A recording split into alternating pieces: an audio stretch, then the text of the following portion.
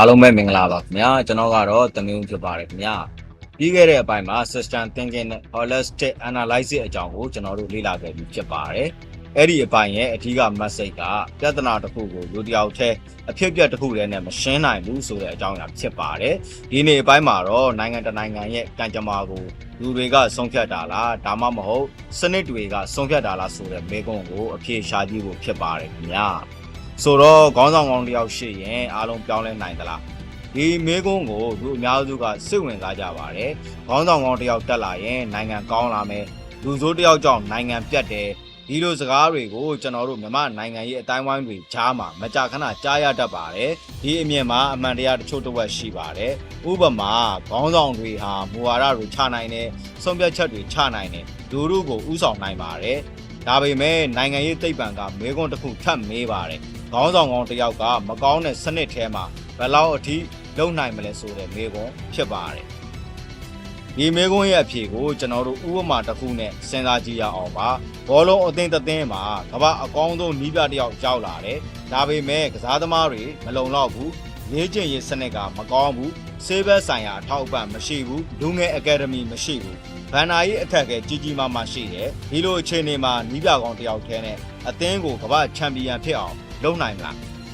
အချိန်တိုအတွင်းဖြစ်နိုင်ဖို့အလွန်ခက်ခဲပါတယ်ဆိုတော့ဒါကစနစ်ရဲ့အရေးပါမှုကိုပြနေတာဖြစ်ပါတယ်နိုင်ငံရေးသိပ္ပံမှာ institution ဆိုတဲ့စကားလုံးကိုအဆောက်အအုံဆိုပြီးအဓိပ္ပာယ်ဖွင့်ဆိုချက်မလုပ်ပါဘူး institution ဆိုတာလူတွေဘယ်လိုဆုံးဖြတ်မလဲဘယ်လိုပူးပေါင်းဆောင်ရွက်မလဲဆိုတာကိုသတ်မှတ်ပေးတဲ့စီမင်းလုံထုံးလုံနည်းနဲ့အဖွဲ့အစည်းတွေကိုဆိုလိုတာဖြစ်ပါတယ်ဥပမာဖွဲ့စည်းပုံအခြေခံဥပဒေတရားစီရင်ရေးစနစ်ရွေးကောက်ပွဲစနစ်လွှတ်တော်အစိုးရဌာနများလွတ်လပ်တဲ့မီဒီယာအရက်ဖက်အဖွဲ့အစည်းများဒီအဖွဲ့အစည်းတွေအားကောင်းရင်လူတစ်ယောက်ပြောင်းလဲသွားရုံနဲ့စနစ်မပြိုလဲပါဘူးဘောဂဗေဒပညာရှင် Douglas North က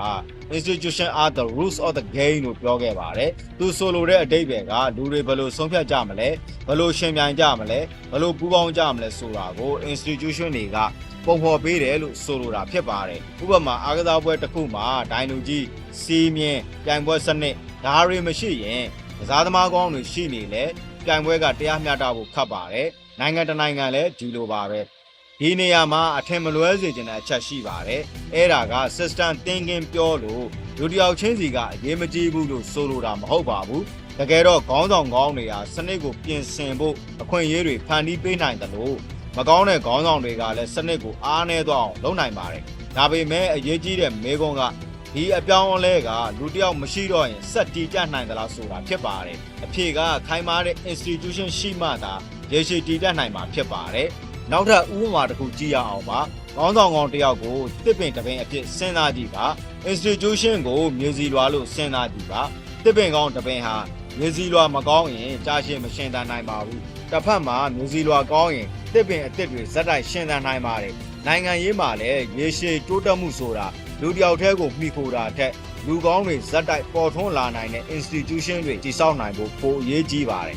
ဒီနေ့အပိုင်းမှာကျွန်တော်တို့လေ့လာခဲ့တာကခေါင်းဆောင်ကောင်းရှာတာနဲ့စနစ်ကောင်းတည်ဆောက်တာဟာမတူညီတဲ့အရာတစ်ခုဖြစ်တယ်ဆိုတာပါတကယ်တိုးတက်တဲ့နိုင်ငံတွေဟာခေါင်းဆောင်ကောင်းတွေရှိရုံနဲ့မဟုတ်ပဲခေါင်းဆောင်အပြောင်းအလဲဖြစ်သွားရင်တော့နိုင်ငံကဆက်လက်လည်ပတ်နိုင်တဲ့ institution တွေကိုတည်ဆောက်ထားပါတယ်ကျွန်တော်အခုအပိုင်းမှာပြောပြခဲ့သမျှကိုပြန်ချုပ်ရရင်ခေါင်းဆောင်ကောင်းတစ်ယောက်တည်းခိုင်မာတဲ့ institution တွေကရေရှည်အတွက်ပိုအရေးကြီးတယ်ဆိုတဲ့အယူဆကိုပြောခဲ့တာဖြစ်ပါတယ်ဆိုတော့မေးခွန်းတစ်ခုထပ်စဉ်းစားကြည့်ရအောင်ပါကမ္ဘာပေါ်မှာတင်ယံဇာတပေါ်များတဲ့နိုင်ငံတွေရှိပါတယ်ရေနံရှိတယ်တဘာဝတောင်ငွေရှိတယ်ကြောင်မြတ်ရတနာတွေရှိတယ်ဒါပေမဲ့အဲ့ဒီနိုင်ငံတိုင်းကချမ်းသာနေကြတာမဟုတ်ပါဘူးတစ်ဖက်မှာတဘာဝတင်ယံဇာတများများဆဆမရှိတဲ့နိုင်ငံတွေကအလွန်ဖွံ့ဖြိုးလာကြတယ်ဘာကြောင့်ဖြစ်တာပါလဲနိုင်ငံရေးသိပ္ပံနဲ့ဖွံ့ဖြိုးရေးဘောဂဗေဒကအဖြစ်တစ်ခုကိုထက်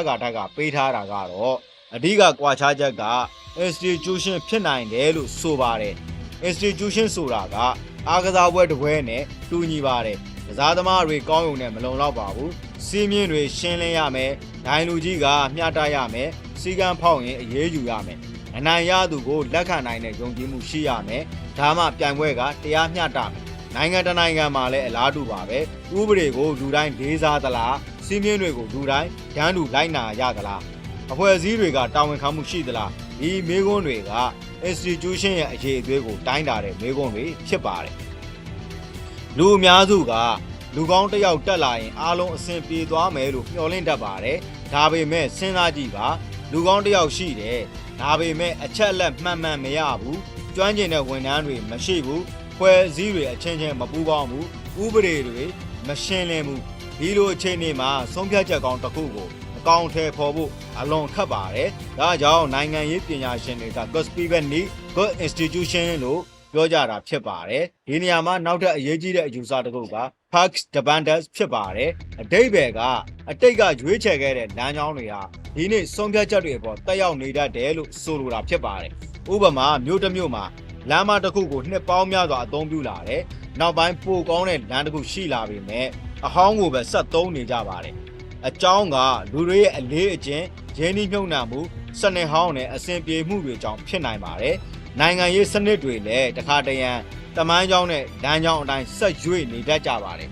ဒါကြောင့် institution ကိုပြင်ဆင်ခြင်းဟာဥပဒေတစ်ခုပြောင်းရုံနဲ့မပြီးပါဘူးယဉ်ကျေးမှုအလေးအထားယုံကြည်မှုစွမ်းဆောင်ရည်ဒါတွေတစ်ဖြည်းဖြည်းပြောင်းလဲဖို့လိုပါတယ်ဆိုတော့နောက်ထပ်မေးခွန်းတစ်ခုကလူကောင်းတစ်ယောက်ကိုယုံကြည်ရင်ဘာကြောင့်စီကံတွေလိုနေသေးတာလဲအဖြေကလူတိုင်းမှားနိုင်လို့ပါဒါကြောင့်ခေတ်သစ်နိုင်ငံရေးစနစ်တွေမှာ check and balance ဆိုတဲ့အယူဆကိုအသုံးပြုပါတယ်အတိတ်ဘယ်ကအဖွဲ့အစည်းတစ်ခုကအခြားအဖွဲ့အစည်းကိုစောင့်ကြည့်နိုင်ရမယ်အာဏာကိုထိန်းညှိနိုင်ရမယ်ဒီအယူဆရဲ့ရည်ရွယ်ချက်ကလူတွေကိုမယုံတာမဟုတ်ပါဘူးအာဏာကိုတာဝန်ယူစေဖို့ဖြစ်ပါတယ် accountability ဆိုတာတာဝန်ခံမှုလို့ပြောလို့ရပါတယ်ဆုံးဖြတ်ချက်တစ်ခုချခဲ့ရင်ဘာကြောင့်ချတာလဲရလက်ကဘာဖြစ်ခဲ့တာလဲအောင်မြင်ရင်ဘာကြောင့်အောင်မြင်တာလဲမအောင်မြင်ရင်ဘာကြောင့်မအောင်မြင်တာလဲဒီမေးခွန်းတွေကိုရှင်းပြနိုင်တဲ့စနစ်ရှိရပါတယ် accountability ရှိတဲ့ institution တွေကအမားတွေကနေတင်ယူနိုင်ပါတယ် accountability မရှိရင်အမားဟာထက်ကပြန်ဖြစ်နိုင်ပါတယ်ဒီနေရာမှာကျွန်တော်ပြောခဲ့သမျှကိုပြန်ပြီးချုပ်ညှိရအောင်ပါကျွန်တော်တို့လေ့လာခဲ့တာက institution ဆိုတာ rule of the game ဖြစ်တယ်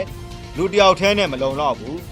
Pax Dependence ကြောင့်စနစ်ကိုပြင်ဖို့အချိန်လိုတယ် check and balance ကအာဏာကိုထိန်းညှိပေးတယ် accountability ကအဖွဲ့အစည်းတွေကိုပိုကောင်းလာစေတယ်ဒီယူဆတွေဟာနိုင်ငံရေးတစ်ခုတည်းအတွက်မဟုတ်ပါဘူး company ကျောင်းအသင်းအဖွဲ့မိသားစုဘယ်အဖွဲ့အစည်းမှမဆိုအသုံးချလို့ရနိုင်ပါတယ်ဒီအပိုင်းမှာကျွန်တော်နောက်ဆုံးဆွေးနွေးလိုတာကခိုင်မာတဲ့ institution ဆိုတာဘာလဲအဲ့ဒီလို institution ကိုဘယ်လိုတည်ဆောက်မလဲဆိုတာဖြစ်ပါတယ် institution ကောင်းဆိုတာအဆောက်အအုံအသစ်ဆောက်တာမဟုတ်ပါဘူးတခါတရံလူတွေက institution ဆိုတာကိုရုံးအဆောက်အအုံကြီးဝန်ထမ်းအများကြီးဘာချက်အများကြီးလို့ထင်တတ်ကြပါတယ်ဒါပေမဲ့ institution ရဲ့အရေးအသွေးကိုအဆောက်အအုံကမဆုံးဖြတ်ပါဘူးလူတိုင်းဒေသလိုက်နာတဲ့စီးမြင့်နဲ့ယုံကြည်မှုကဆုံးဖြတ်တာဖြစ်ပါတယ်ဥပမာတရားရုံးတစ်ခုဟာအဆောက်အုံသေးငယ်နေနိုင်ပါတယ်ဒါပေမဲ့လူတိုင်းကဒီနေရာမှာဥပဒေအတိုင်းဆုံးဖြတ်လိမ့်မယ်လို့ယုံကြည်ရင်အဲ့ဒီ institution ဟာအားကောင်းပါတယ်ထိုင်မာတဲ့ institution တိုင်းမှာ rules of law ရှိပါတယ် rules of law ဆိုတာဥပဒေကလူတွေကိုအုပ်ချုပ်တာဖြစ်ပြီးလူတွေကဥပဒေကိုမအုပ်ချုပ်တာဖြစ်ပါတယ်ဒီအယူဆရဲ့အဓိကအချက်ကစင်းမြင့်တစ်ခုဟာဘယ်သူအတွက်မဆိုတူညီရပါဥပဒေက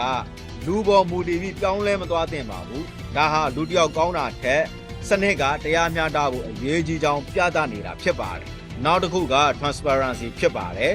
transparency ဆိုတာဆုံးဖြတ်ချက်တွေကိုဖြစ်နိုင်သမျှပွင့်ပွင့်လင်းလင်းရှင်းပြနိုင်ခြင်းဖြစ်ပါတယ်ဥပမာမူဝါဒအသစ်တစ်ခုချမှတ်တဲ့ဆိုပါစို့ဘာကြောင့်ချမှတ်တာလဲဘလို့အထောက်အထားတွေပေါ်အခြေခံတာလဲဘလို့ရလက်ကိုမျှော်လင့်ထားတာလဲဒီမေးခွန်းတွေကိုပြည်သူတွေနားလည်နိုင်အောင်ရှင်းပြနိုင်ရပါတယ် transparency ရှိရင်ယုံကြည်မှုတိုးလာတယ်သတင်းမှားတွေညော့လာတယ်တာဝန်ခံမှုပိုအားကောင်းလာတယ် accountability ဆိုတာအမှားမလုပ်ရဘူးလို့ဆိုလိုတာမဟုတ်ပါဘူးလူတိုင်းမှားနိုင်ပါတယ်ဒါပေမဲ့အမှားကိုဝန်ခံနိုင်ရမယ်အမှားကနေသင်ယူနိုင်ရမယ်နောက်တစ်ချိန်အဲ့ဒီအမှားမဖြစ်အောင်စနစ်ကိုပြင်နိုင်ရမယ်ဒါကလူ့ဘဝတည်တစ်ခုရင့်ကျက်လာခြင်းရဲ့လက္ခဏာဖြစ်ပါတယ်ကျွန်တော်တို့မကြာခဏမေ့နေတဲ့အရာတစ်ခုရှိပါတယ်အဲ့ဒါက institutional memory ပါလူတစ်ယောက်ထွက်သွားလို့အသိပညာတွေအားလုံးပါသွားမယ်ဆိုရင်အဲ့ဒီအဖွဲ့အစည်းကအားနဲ့သွားနိုင်ပါတယ်ဒါကြောင့်လုံထုံးလုံနည်းတွေလမ်းညွှန်စာအုပ်တွေသင်ခန်းစာတွေအချက်အလက်တွေကိုအဖွဲ့အစည်းထဲမှာတင်စီပြီးနောင်လာမဲ့လူတွေဆက်အသုံးချနိုင်အောင်လုပ်ထားရပါတယ်ဒါဟာခေါင်းဆောင်ပြောင်းသွားလဲအဖွဲ့အစည်းဆက်လက်ရှင်သန်နိုင်တဲ့အခြေခံအုတ်မြစ်ဖြစ်ပါတယ် institution တစ်ခုကိုဥပဒေတစ်ခုတည်းနဲ့မတိဆောက်နိုင်ပါဘူးယုံကြည်မှုလည်းလိုပါတယ်ယုံကြည်မှုဆိုတာတနေ့တည်းနဲ့မရပါဘူး ဂရိတည်ခြင်းတရားမျှတခြင်းတသမတ်တဲ့ဆောင်ရွက်ခြင်းဒီအရာတွေစုစည်းလာမှယုံကြည်မှုကိုတည်ဆောက်နိုင်တာဖြစ်ပါတယ်ယုံကြည်မှုမရှိရင်စီးမြင်ကောင်းတွေရှိနေလဲလူတွေကမလိုက်နာကြတော့ပါဘူးအကောင်းဆုံး institution တွေဟာအမှားမလုပ်တဲ့ institution မဟုတ်ပါဘူးအမှားကနေအမြန်ဆုံးသင်ယူနိုင်တဲ့ institution တွေဖြစ်ပါတယ်အဲ့ဒါကြောင့်ခိုင်မာတဲ့အဖွဲ့အစည်းတိုင်းမှာမေးခွန်းတစ်ခုရှိပါတယ်ဒီတစ်ခေါက်ကနေဘာသင်ယူခဲ့လဲဆိုတဲ့မေးခွန်းဖြစ်ပါတယ်ဒီမေးခွန်းမရှိတဲ့အခါအဖွဲ့အစည်းတွေကအမှားကိုထက်ကလောက်တတ်ပါတယ်ခိုင်မာတဲ့ institution တစ်ခုမှာအနည်းဆုံးရှိတဲ့အချက်9ချက်ရှိပါတယ်တရားမျှတတဲ့စည်းမျဉ်း rules of law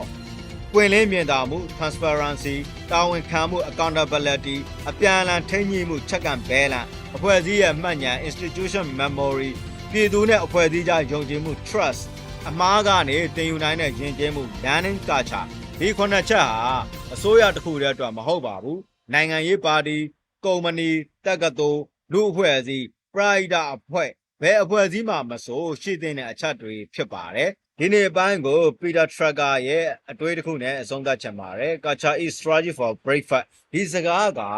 စီးမြင့်တွေရေးထားရုံနဲ့မလုံလောက်ဘူးအဲ့ဒီစီးမြင့်တွေကိုနေ့စဉ်လက်တွေ့ကျင့်သုံးတဲ့ယဉ်ကျေးမှုရှိဖို့လိုတယ်ဆိုတဲ့အဓိပ္ပာယ်ဖြစ်ပါတယ်ခိုင်မာတဲ့ institution ဆိုတာစာရွက်ပေါ်ကစီးမြင့်တွေမဟုတ်ပါဘူးလူတိုင်းကယုံကြည်ပြီးနေ့စဉ်လက်တွေ့ကျင့်သုံးနေတဲ့စီးမြင့်တွေဖြစ်ပါတယ်ဒီနေရာမှာကျွန်တော်ဆွေးနွေးမှုကိုရနာဝင်ပြုစေချင်ပါတယ်ခင်ဗျာနောက်အပိုင်း30မှာတော့ extremism ရဲ့အန္တရာယ်ကိုနိုင်ငံရေးသိပ္ပံလူမှုစိတ်ပညာနဲ့ information literacy ရှုထောင့်တွေကနေဆက်လက်လေ့လာသွားမှာဖြစ်ပါတယ်။စုံဒီနားဆင်ပေးကြတဲ့ကျွန်တော်မိတ်ဆွေဒူးချင်းစီတိုင်းကိုကျေးဇူးအထူးတင်ရှိပါတယ်ခင်ဗျာ။ကျွန်တော်တို့နောက်အပိုင်းမှာပြန်လည်ဆုံတွေ့ကြရအောင်ပါခင်ဗျာ။